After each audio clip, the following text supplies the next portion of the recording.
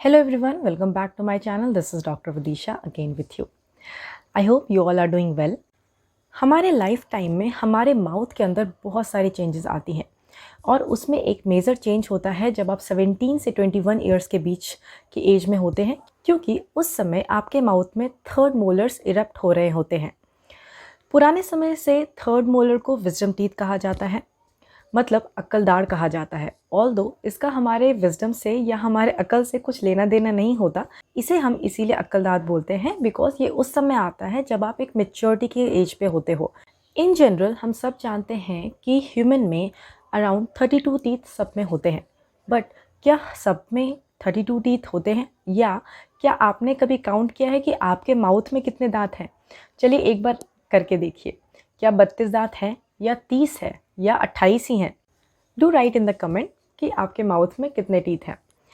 और wisdom teeth आपको smarter नहीं बनाता, विजडम टीथ आपको क्लेवर नहीं बनाता, क्योंकि विजडम टीथ जो होता है या जो थर्ड मोलर होता है वो मोस्ट कॉमनली मिसिंग टीथ होता है हम ह्यूमंस में। इसका एक रीज़न ये माना जाता है कि हम ह्यूमंस इवॉल्व हो रहे हैं और क्योंकि हमारी लाइफस्टाइल चेंज हो रही है, हमारा डाइट चेंज हो रहा है, तो इस कारण हमारा जो जॉ का साइज़ है वो छोटा हो रहा है।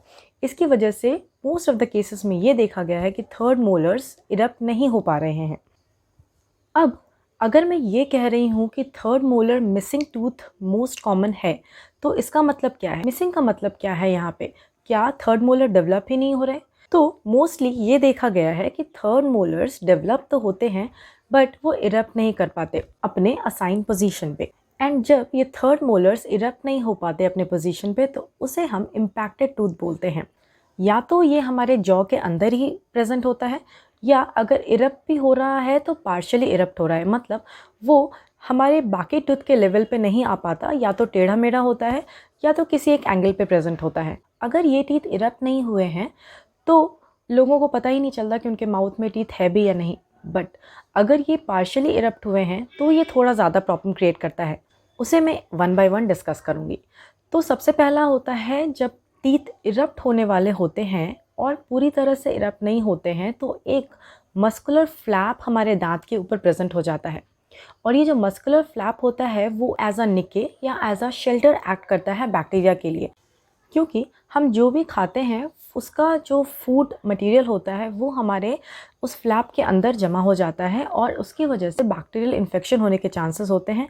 और अगर इन्फेक्शन होगा तो इन्फ्लेमेशन होगा, मतलब स्वेलिंग हो सकती है या आपको ब्लीडिंग हो सकती है जब आप बाइट करेंगे, और पेन भी होता है।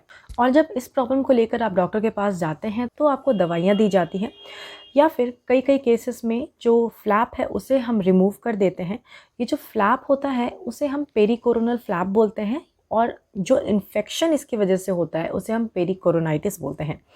तो ये पेरिकोरोनल फ्लैप डॉक्टर आपका एक्ससाइज कर देता है, मतलब ब्लेड से निकाल देता है। ये प्रोसीजर पेनलेस प्रोसीजर होता है, but most of the cases में ये देखा गया है कि अगर आप वो फ्लैप निकलवा भी लेते हैं तो वो फिर से ग्रो हो जाता है। इसीलिए आपको ये एडवाइस किया जाता है कि अगर आपको पार्शियली इरप्टेड थर्ड मोलर आपको है तो आपको उसे सर्जिकली रिमूव करा लेना चाहिए, ताकि आपकी ये प्रॉब्लम जो है वो फॉर एवर के लिए सॉल्व हो जाए। दूसरा सिनेरियो ये होता है कि आपका दांत अगर किसी एक एंगल पे है तो आपको वो टीथ को क्लीन करने में बहुत प्रॉब्लम होती है, और अगर आप का ब्रश अच्छे से वहाँ नहीं पहुँच रहा, आप टीथ क्लीनिंग अच्छे से नहीं कर रहे, तो इसकी वजह से केरीज या सड़न लगने के चांसेस बहुत ज़्यादा बढ़ जाते हैं, और उसकी वजह से फिर पेन एंड इन्फेक्शन आपको हो सकता है। इस तरह के कंडीशन में भी आपको डेंटिस्ट के पास जाना चाहिए और एज़ पर डेंटिस्ट रिकमेंडेशन आपको ये दांत निकलवा लेना चाहिए। थर्ड सिनेरियो होता है अगर आपका थर्ड मोलर एक एंगल पे है, मतलब किसी और दांत के ऊपर है, तो इसकी वजह से वो आपके एडजेसेंट टीथ को भी अफेक्ट करता है, क्योंकि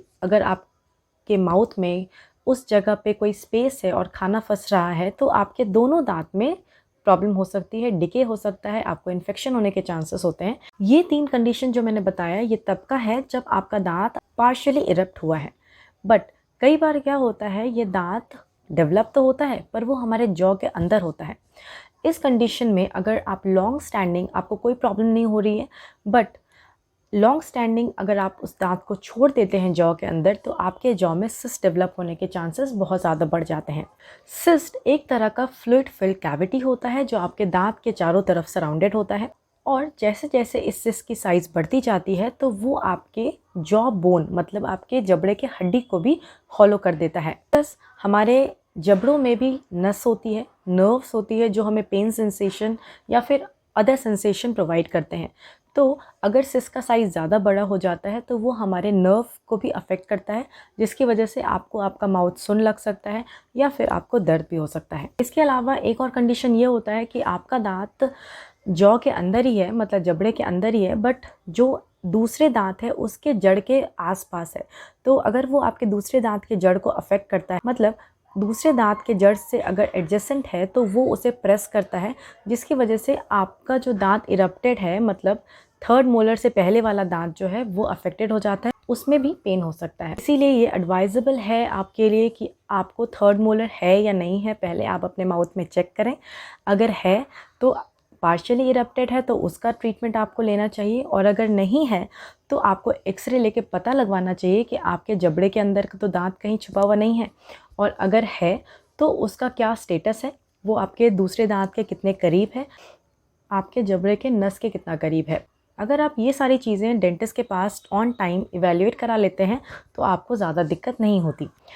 और विजडम टीथ रिमूव कराने में आपको ज़्यादा डरना नहीं चाहिए, बिकॉज विजडम टीथ रिमूव कराना एक बहुत ही सेफ़ प्रोसेस होता है। तो अगर आप थर्ड मोलर रिमूव भी करवा लेते हैं अपने अच्छे के लिए तो उसमें कोई प्रॉब्लम नहीं है।